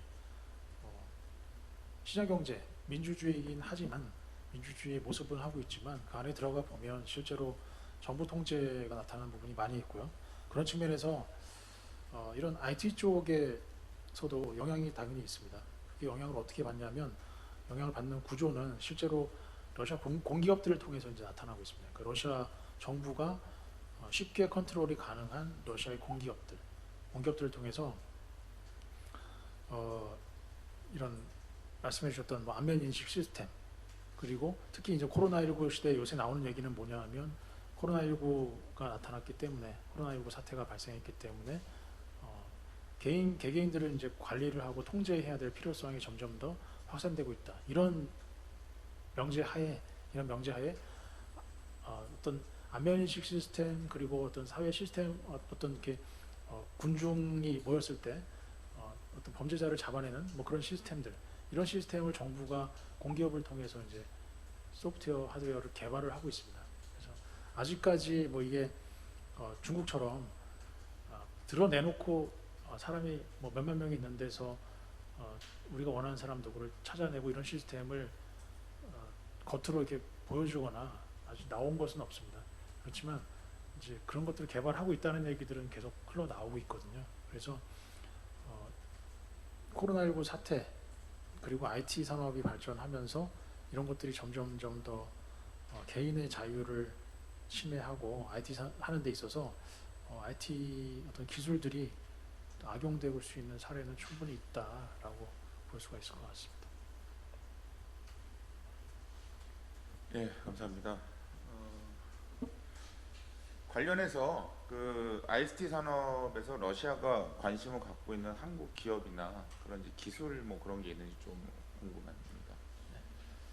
그래서 아까 말씀드렸다시피 이제 대체로 한국 기업에 관심이 있는, IT 쪽에 관심이 있는 러시아 기업들은 이제 하드웨어 쪽에 관심이 많이 있는데요. 최근에는 이제 아까 말씀드렸던 자율주행차 관련해서 굉장히 그 협업을 많이 하려는 생각을 하고 있습니다. 그래서 현대차하고 아까 말씀드렸다시피 뭐 자율주행차 운행을 어떻게 할 것인가, 소프트웨어를 같이 개발하고 하드웨어를 같이 개발하고 하는 쪽에서 이제 하려는 그런 움직임을 보이고 있고요. 한국 기업들도 마찬가지로 러시아 내에서 러시아 시장에 관심을 가진 한국 기업들이 꽤 있습니다. 러시아 시장 내에서 자신들이 가진 뭐 IT 기술, 자율주행 운행 기술, 이런 것들을 어떻게 활용할 것인가, 러시아 운송 시스템에 어떻게 활용할 것인가에 대해서 고민하는 기업들을 제가 몇 기업들 봤거든요. 그래서 그런 쪽으로 이제 아마 최근에는 관심이 있는 것 같습니다. 예, 네, 감사합니다. 그 다음은 우리 센터장님께서 질문을 주시겠습니다. 그 약간 제 질문이 오늘 강의하신 내용하고는 좀 약간 좀 기가 다를 수 있는데요. 좀 궁금한 사항이라 좀 질문 좀 드리겠습니다. 어쨌든 지금 러시아가 디지털 융합 산업, 또 ICT 산업이 지금 이게 성장 추세에 있다고 그렇게 말씀하셨는데, 대개의 경우 보면은 이런 기술의 발전에 따른 산업 구조 변화가 한 가지 문제점이 그 일자리 문제가 이제 관련이 됩니다. 그러니까 그 자체 내 성장의 일자리를 만들기도 하지만 기존의 일자리가 또 없어지는 부분이 또 생긴단 말입니다. 그래서 러시아도 이런 부분에 대한 고민이 지금 있는지, 거기에 대한 대안이 뭐가 있는지, 아까 말씀하시기에 그 러시아가 과거와는 달리 완제품을 수입을 해서 시장에 파는 것보다는 같이 생산을 해서 국내에도 팔고 이제 수출도 하고 이런 부분을 좀 원한다고 했는데, 그런 것도 이제 이것과 일맥상통한 부분이 있는 건지 좀 그 점에 대해서 좀 듣고 싶습니다.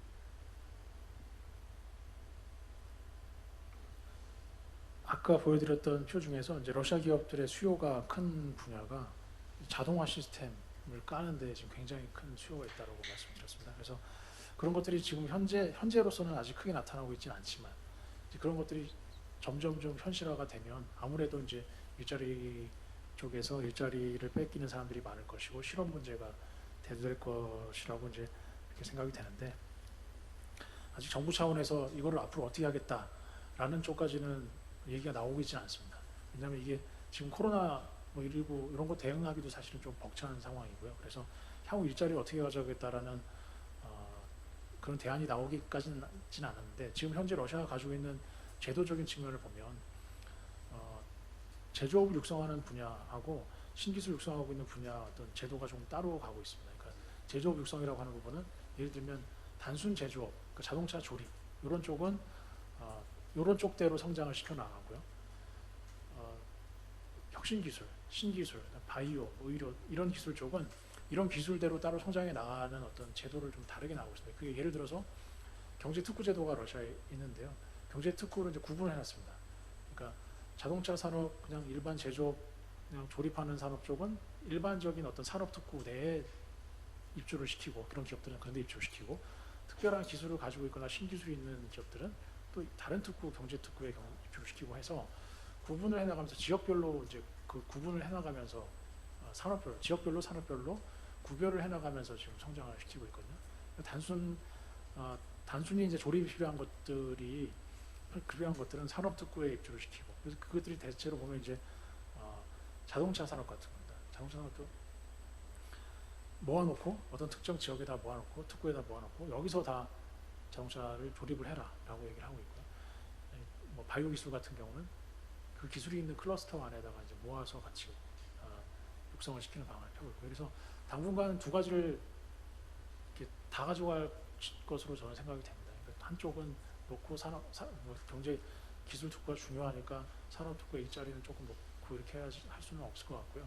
당분간 이 두 가지의 어떤 제도들을 갖다가 같이 가져가면서 상황을 봐가면서 또 일자리에 대한 것들은 또 정책을 추가로 내놓을 수 있지 않을까 그렇게 보고 있습니다. 네, 답변 감사합니다.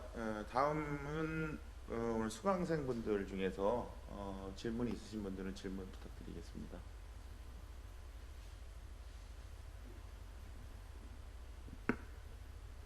예, 아까 말씀하시면서 소비재 중심의 한국 상품 판매를 확대할 수 있는 방안을 모색해야 된다고 말씀하셨고, 그다음에 아까 스베르방크 거기 은행 나오면서 비즈니스 플랫폼 구축을 통해서 현재 세계 173개국에서 뭐 2,700여 개 기업이 거래에 참여하고 있다는데 혹시 한국 기업 중에서 이 성공 사례가 되는 기업이 있다면 좀 소개시켜 주시기 바랍니다. 그 플랫폼에서의 성공 사례는 제가 알 수가 없었고요. 그래 플랫폼에 한국 기업들도 들어가 있긴 합니다. 들어가 있는데 그 플랫폼을 통해서 한국 기업이 뭘 팔아서 성공했다. 이거까지는 제가 알 수가 없었습니다. 그거는요.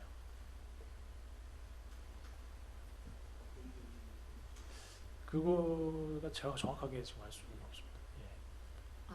저도 같은 질문을 드리고 싶었는데 그 플랫폼이 언제부터 만들어졌고 그리고 어느 정도 실효성을 갖고 운영이 되고 있는지 그리고 우리 기업들은 어떤 기업들이 거기에 이제 등록이 돼서 있는지 그리고 뭐 등록하는데 뭐 비용이나 뭐 그런 것들 필요한지요. 네. 그 플랫폼이 만들어진 것은 한 이제 2년 정도 된 걸로 제가 기억을 하고요. 그래서 이게 처음부터 알리바바와 같은 방식의 사업 모델을 가지고 이제 시작을 한 겁니다. 그래서 사실 인지도가 없기 때문에 인지도가 없고 후발주자이기 때문에 처음에 굉장히 그 등록을 시키는데 이제 애를 먹었어요. 그 러시아 스베르방크에서 이제 뭐 사람을 찾아서 여기 등록하면 뭐가 좋다 이제 홍보를 굉장히 많이 했고요. 한국에도 저희 회사에도 이제 공문을 보내고 해서 기업들 등록하는데 도움을 줘라 뭐 이런 얘기를 굉장히 많이 했었습니다. 그래서 처음에 그게 사이트가 열리고 한 6개월 정도인가는 등록비를 면제를 해줬습니다. 예, 6개월 정도인가 6개월인가 1년 정도 제 기억엔 6개월 정도 같은데 등록비를 면제를 해줬고요. 그때 등록하는 기업들은 이제 등록비를 안 내도 된다라고 했었는데 그 뒤에 이제 등록하는 기업들은 등록비 얼마의 등록비를 내야 된다라는 규정이 있습니다. 예, 그래서 등록비가 제가 기억할 때 그렇게 높은 비용은 아니었던 것 같고요. 등록하는 것 자체가 크게 부담이 돼서 기업이 등록을 못할 정도는 아닌 걸로 알고 있습니다. 다만 시스템 자체가 아직 생긴 지가 얼마 안 됐고 이 플랫폼이 그다음에 알리바바 같이 워낙 이제 그런 쪽으로 유명한 플랫폼이 따로 있기 때문에 대부분의 기업들은 이제 기존의 플랫폼들을 많이 활용을 하지 신규 플랫폼들을 활용을 잘 안 한다는 거죠. 근데 이 플랫폼이 갖는 강점은 뭐냐면 아까 제가 뭐 170 몇 개국의 기업들이 국가의 기업들이 가입을 했다라고 했는데 대부분 보면 다 CIS 국가의 기업들입니다. 그러니까 플랫폼 자체를 러시아에서 만들었고 러시아가 운영하고 있는 것이기 때문에 정서적으로 뭐 문화적으로 사회적으로 러시아와 가까운 CIS 국가들의 기업들이 많이 들어가 있습니다. 그 기업들 위주로 사실은 운영이 되고 있어요. 그래서 서구 기업이나 한국 기업이 거기 들어가서 지금 현재 굉장히 뭐 많은 성과를 내고 있다라고 보기는 조금 어려울 것 같습니다. 주로 CIS 국가들 간의 거래에서 많이 이용되는 플랫폼이다. 현재까지는요. 이렇게 보고 있고 러시아 정부 차원에서는 CIS에서 벗어나서 뭐 모든 국가들이 많이 참여하는 플랫폼이 되기를 원하는 거죠. 근데 아직까지는 거기까지 가기는 좀 시간이 필요하지 않을까 그렇게 봅니다.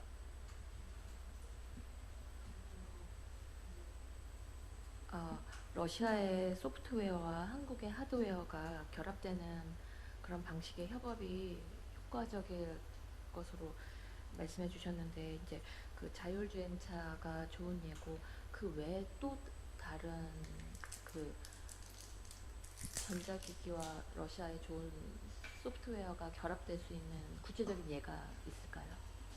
지금까지 봤을 때 이미 결합한 구체적인 좋은 예는 말씀드린 대로 현대차가 이제 가장 좋은 예인데 그거 외에 다른 것들은 아직까지는 뭐가 크게 성과다, 뭐가 잘 되고 있다, 러시아 소프트웨어를 잘 활용하고 있다 라고 보기는 조금 어려운 부분들이 많이 있습니다. 아직까지는 성공 사례다 이렇게 다라고.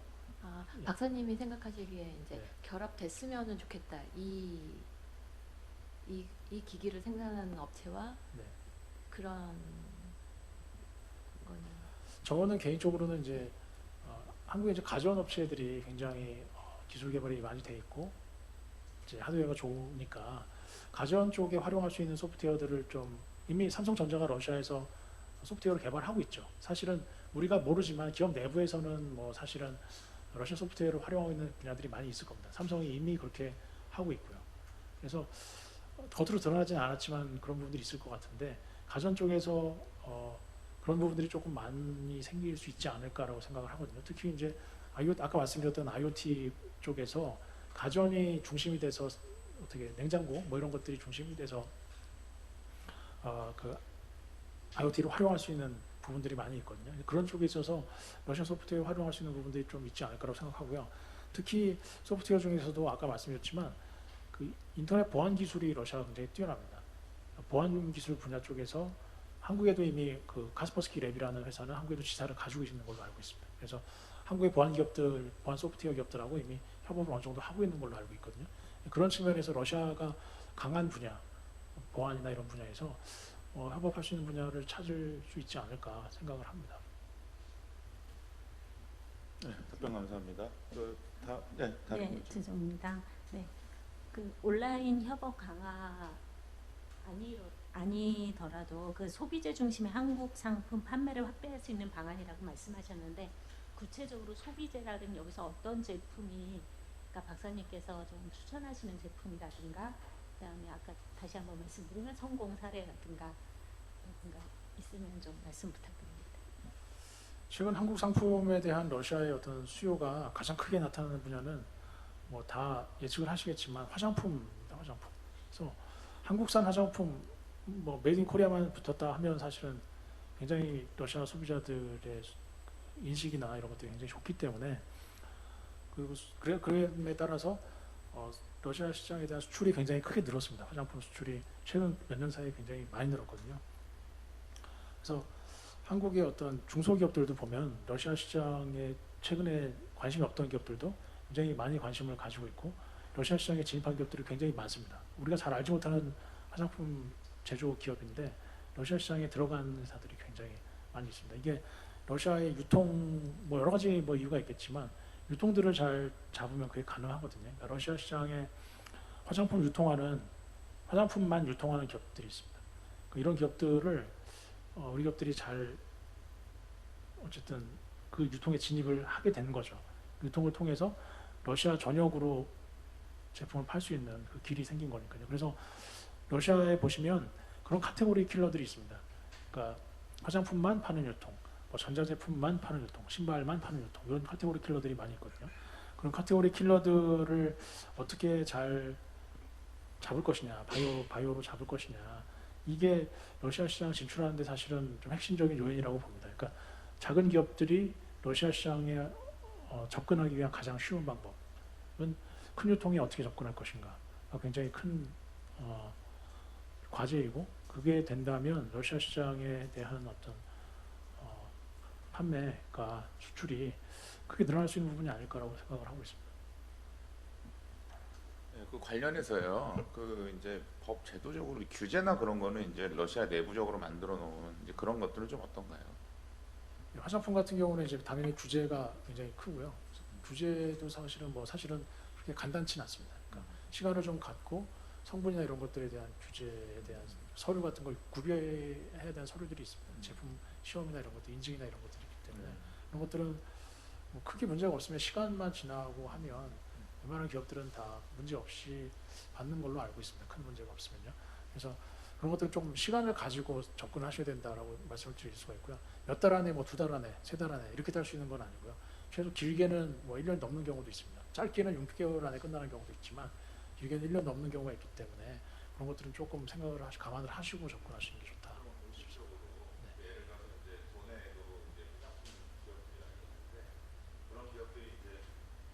네, 도내에도 그런 이제 화장품 기업들이 많이 있는데요. 그러니까 진출을 원하는 경우에는 지금 말씀하셨던 그런 규제라든지 그런 부분들을 정확하게 이제 캐치하기가 사실 어려울 것 같거든요. 그러면 누구를 컨택을 해야 되고 어떤 부분들이 있는지 그런 거를 좀 이렇게 좀 정리해가지고 이렇게 딱 해놓은 그런 게 있을까요? 화장품 산업에 대한 거는요. 사실 저희 코트라가 재작년에 러시아 화장품 시장 진출에 관한 보고서가 나온 것이 있습니다. 그거를 아마 참고를 해보시면 거기 이제 인증과 관련한 것들이 정리가 되어 있습니다. 그래서 인증에 필요한 서류가 뭔지 어떻게 컨택을 해야 되는 것들인지를 거기 제 기억엔 거기 이제 정리가 다 되어 있던 걸로 알고 있고요. 그것들을 한번 확인을 해보시면 될 것 같습니다. 네, 도움이 될 것 같습니다. 감사합니다. 또 다른 분들 질문 있으신가요? 네. 저기 오늘 강의는 러시아권만 해주셨는데 또 팀 소속도 보시니까 신북방 동북아 지역 팀도 같이 아우르시는 것 같으셔서 혹시 그 지역에서도 이런 러시아처럼 ICT 산업이 앞으로 거기도 이제 발전이 많이 가능성이 될 것 같은데요. 그런 전망들은 좀 어떠신가 해서요. 네, IT 산업은 뭐 전체 CIS에서 다 수요가 있고 다 육성하고자 하는 산업군입니다. 다만 CIS 지역 이 국가들 차에서도 국가 간의 이제 격차가 굉장히 크게 나타나고 있습니다. 러시아가 물론 이제 가장 선도적인 기술이 발전한 국가이고요. 뭐 예를 들어서 타지키스탄, 뭐 키르기즈스탄 이런 국가들은 뭐 발전을 하겠다는 계획은 있습니다. 그렇지만 구체적으로 어떻게 발전시킬지 산업 기반 같은 것들은 하나도 없고요.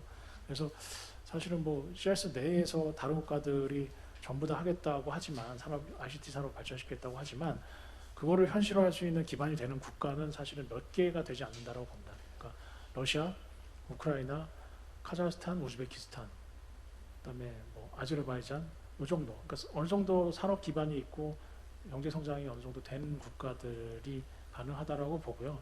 그 외에 이제 다른 국가들 정도는 뭐 정책이나 뭐 이런 것들은 내놓고 있지만 실제로 외부의 도움 없이 자생적으로 내부적으로 IT 산업 육성하기는 조금 쉽지 않은 현황이다라고 생각이 됩니다. 네, 감사합니다. 다음 질문 있으신가요? 예, 그러면은 제가 마지막 질문 하나 좀 드리겠습니다. 그 ICT 분야가 워낙 이제 그 적용될 수 있는 범위가 넓기 때문에 이제 뭐 되게 이제 뭐 의료기기도 그렇고 의료도 그렇고 굉장히 많이 되어 있는데요. 그래서 이제 사실 강원도 같은 경우는 지금 이제 전략 산업으로 하고 있는 게 뭐 바이오 의료기기 분야 그리고 최근에 뭐 원격 의료와 관련해서 강원 디지털 헬스케어 규제 특구 부분도 이제 된 게 있고요. 그래서 이런 산업군들이 헬스케어나 아니면 진단 의료나 아니면 뭐 이제 의료관광과 같은 그런 부분들과 연계가 이제 가능할 텐데요. 그러니까 러시아에서 그 지금 제가 말씀드렸던 분야 있잖아요. 건강과 관련된 그런 분야에 대한 인식이 어떤지. 그래서 만약에 이제 그런 뭐 인식이 좀 높다, 수준이 높다 그러면 도내에 있는 기업이 어떤 방식으로 진출을 시도한다든지 아니면 어떤 특화된 분야로 나가는 게 좋은지 그런 부분들을 좀 궁금합니다. 네, 러시아인들이 이제 한국에 의료관광 굉장히 많이 오고 있고 그 중에 가장 많이 오시는 지역이 강원도인 걸로 알고 있습니다. 그 의료 관광을 많이 오신다는 거는 뭐 다른 이유도 있겠지만 건강에 대한 관심이 최근에 엄청나게 높아지고 있습니다. 그러니까 소득이 높아지고 뭐 개인 생활에 대한 어떤 이런 관심이 높아지면서 건강에 대한 의식도 엄청나게 높아졌거든요. 그러니까 이게 이런 것들이 결국은 이제 자기 건강을 어떻게 관리하는지, 그다음에 음식료에 대한 어떤 관심이라든지 이런 것들로 문화에 대한 것들로 이제 드러나고 있는데, 그런 측면에서 이제 그 러시아 의료 관광 분야, 의료 분야, 또 관광 분야, 또 의료와 관련한 분야들이 굉장히 커져가고 있다고 보는데요. 저는 의료와 관련한 분야에서 사실은 한국 기업들이 진출이 가능한 분야가 의료기기 쪽이 아닌가 생각을 합니다. 그 의료기기가 보면은 러시아 내에서 생산되는 제품들이 굉장히 제한적입니다. 한 80% 정도는 다 해외에서 수입을 하고 있습니다. 그러니까 고부가가치 의료기기들 같은 경우는 거의 뭐 방사능이나 어떤 일부 진단기기 빼고는 자체적으로 생산이 안 되고 있고요. 단순한 뭐 어떤 의료 장비 정도만 국내에서 생산이 되고 있는 상황입니다. 그러니까 이런 측면에서 한국 기업들도 지금 현재 진출을 많이 하고 있습니다. 그러니까 삼성 메디슨 같은 경우도 이미 러시아에서 방사능 진단기 이런 쪽으로는 굉장히 그 매출이 크게 나타나는 걸로 알고 있고요. 세라젠, 바이오젠 뭐 이런 기업들도 의료기기 기업들도 진출을 많이 한 것으로 알고 있습니다. 그러니까 그런 부분 의료기기도 상당히 종류가 다양하기 때문에 제가 뭐다라고 말씀을 드리기는 어렵지만 뭐 생활 의료기기나 생활 진단 의료기기는 여러 의료기기. 부분들에서 협업할 수 있는 부분이 많이 있지 않을까 봅니다. 그러면 아까 이제 저 마지막 한 가지인데요. 그 국민들이 이제 건강에 대한 인식 그걸 여쭤봤잖아요. 그래서 사실 이제 강원도에 그 의료 관광이라는 게 사실은 원래 예전에 보면은 우리나라에서 해외로 의료 관광을 가는 사람들 같은 경우는 사실 이제 굉장히 경제적으로 좀 안정이 된 사람들이 많이 갔었거든요. 그러면 이제 그 러시아에서 한국을 오는 사람을 생각해 볼 때 그런 분들이 실질적으로 이제 경제적 수준이 어느 정도 되는지, 그러니까 예를 들면은 우리나라에서 뭐 하위 한 80% 그러니까 아래에 계시는 이제 그런 소득 수준을 보이는 사람들이 해외에 가기 사실은 어렵잖아요. 그런 것처럼 이제 러시아에도 그런 정도의 관심을 갖거나 그렇게 할 수 있는 사람들이 뭐 한 중산층 정도 되면 이렇게 올 수 있는 건지 그런 수준을 제가 모르겠어가지고 여쭤보는 제가 생각할 때는 한 중산층 정도라고 보면 큰 무리는 없을 것 같고요. 그리고 러시아인들이 그 소비 성향이 굉장히 큽니다. 그래서 소득 수준에 비해서 우리가 생각하는 소득 수준에 비해서 돈 쓰는 성향이 굉장히 크기 때문에 우리하고 딱 맞춰서 우리는 중산층이니까 이걸 못할 것 같은데 근데 그들은 하거든요. 그 소비를 하거든요. 그러니까 그런 측면에 있어서는 우리하고 1대1로 딱 대비해서 비교하면 조금 무리가 있을 것 같고요. 또 소비 수준은 크기 때문에 일단 지금 많이 오시는 분들은 대체로 뭐 극동 지역에서 많이 오시고 뭐 하는 걸로 알고 있는데 그뿐만이 아니고 이제 지금 모스크바나 이 서쪽 지역에 훨씬 소비 시장이 크고 그쪽 소득 수준이 높기 때문에 그쪽에 있는 분들은 대체로 한국보다는 유럽 쪽으로 이제 많이 가시거든요.